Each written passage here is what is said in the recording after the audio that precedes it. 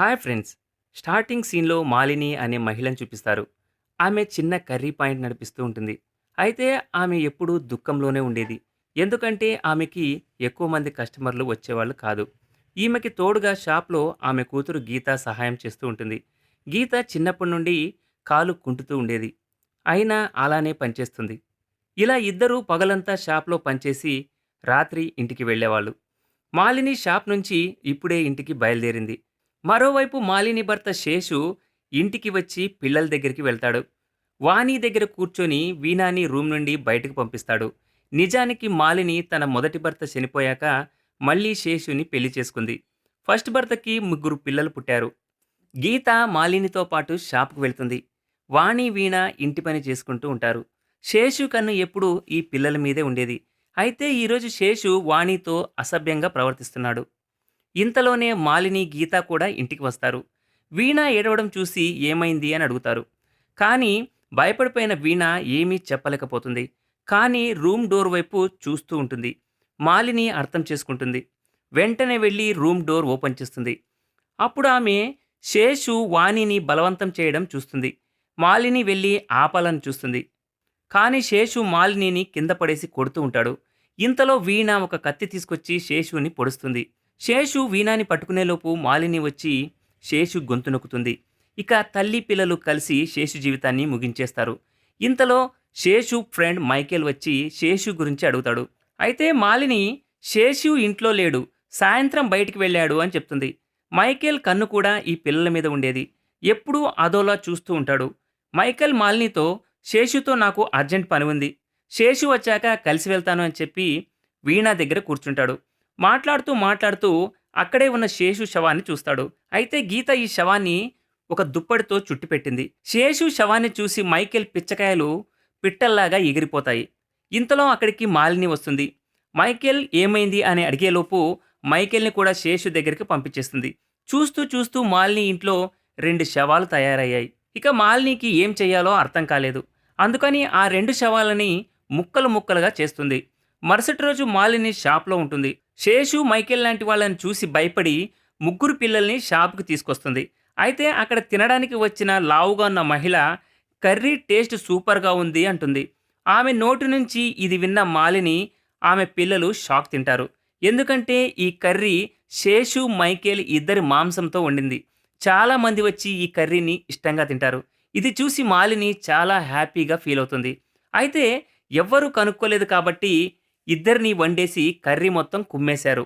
ఇప్పుడు ఆమెకి తన షాప్ ఎలా నడపాలో అర్థమైంది. ఇక స్టోరీ చాలా సంవత్సరాల ముందుకు వెళ్తుంది. ఇన్ని సంవత్సరాల్లో మాలిని చాలా సంపాదిస్తుంది. ఇప్పుడు ఆమెది షాప్ కాదు, ఒక పెద్ద హోటల్. ఆమె ఒక పెద్ద హోటల్‌కి యజమానురాలైంది. ఈ హోటల్‌లో ఎప్పుడూ తినేవాళ్ళ రద్దీ ఉండేది. ఎప్పుడు కూడా తన ముగ్గురు పిల్లలు తన దగ్గరే ఉండేవాళ్ళు. వాళ్ళు పెద్దవడంతో పాటు చాలా అందంగా కూడా తయారయ్యారు. ముగ్గురు పిల్లలు రోజంతా హోటల్‌లో పనిచేస్తూ ఉంటున్నారు. అయితే ఒకరోజు మాలిని హోటల్‌కి మాస్టర్ షెఫ్ జోయో, తనతో పాటు ఇద్దరు ఫ్రెండ్స్ వస్తారు.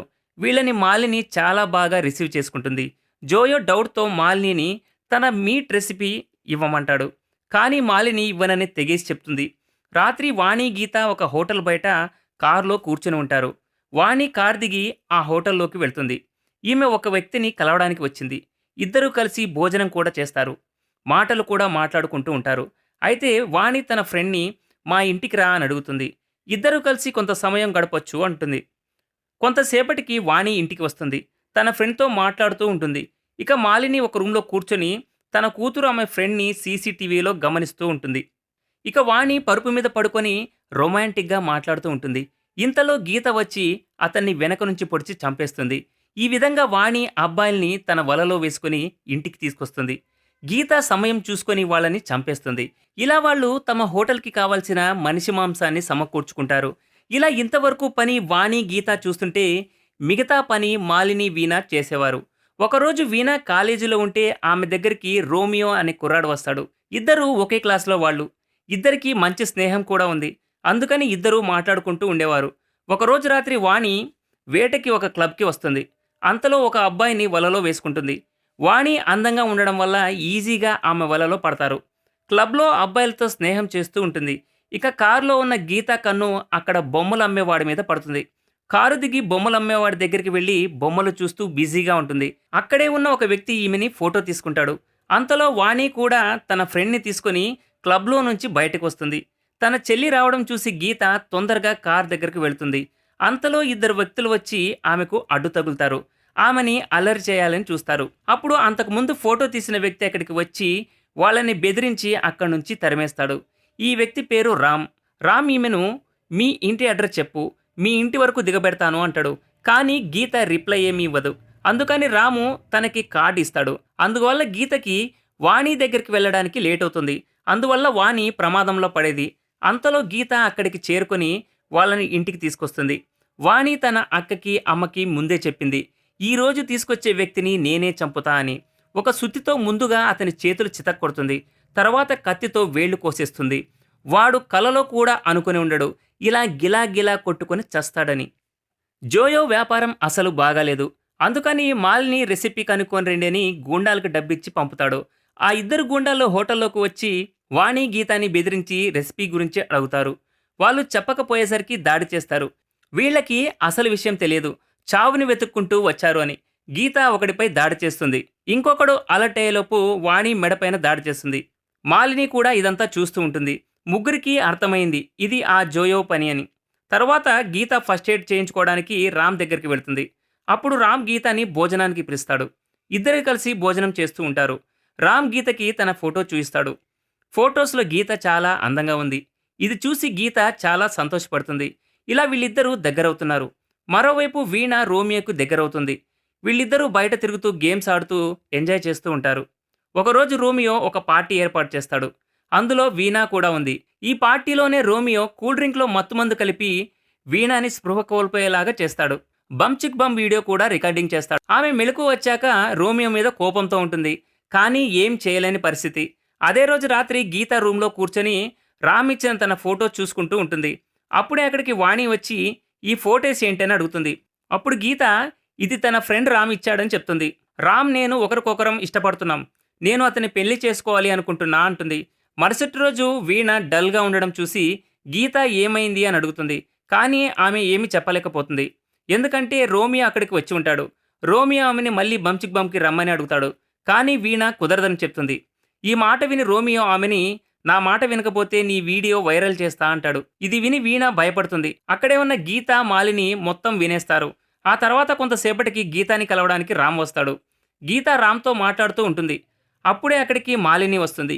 గీతా మాలినితో ఈయన పేరు రామ్. ఒకరోజు నన్ను కొంతమంది అల్లరి పెడుతూ ఉంటే నన్ను వాళ్ళ నుంచి కాపాడాడు అని చెప్తుంది. ఇది విని మాలిని చాలా సంతోషపడి రామ్కి భోజనం వడ్డిస్తుంది. అంతలో అక్కడికి వాణి వచ్చి ఇతన్నేనా నువ్వు ప్రేమిస్తుంది అంటుంది. గీత అవును అని తల ఊపుతుంది. వాణి రామ్ని అలా డౌట్తో చూస్తూ ఉంటుంది. జోయో కూడా చాలాసార్లు మాలినికి ఫోన్ చేసి రెసిపీ గురించి అడుగుతున్నాడు. మాలిని కూడా చెప్పడం కుదరదని అంటుంది. అయితే రాత్రి జోయో మాలిని ఇంటికి వచ్చి బెదిరించడానికి ప్రయత్నిస్తాడు. మాలిని ఎంతో ఓపికతో ఉంటుంది. వీడికి బుద్ధి చెప్పాలి అనుకుంటుంది. తర్వాత రోజు కుటుంబం అంతా భోంచేస్తూ ఉంటారు.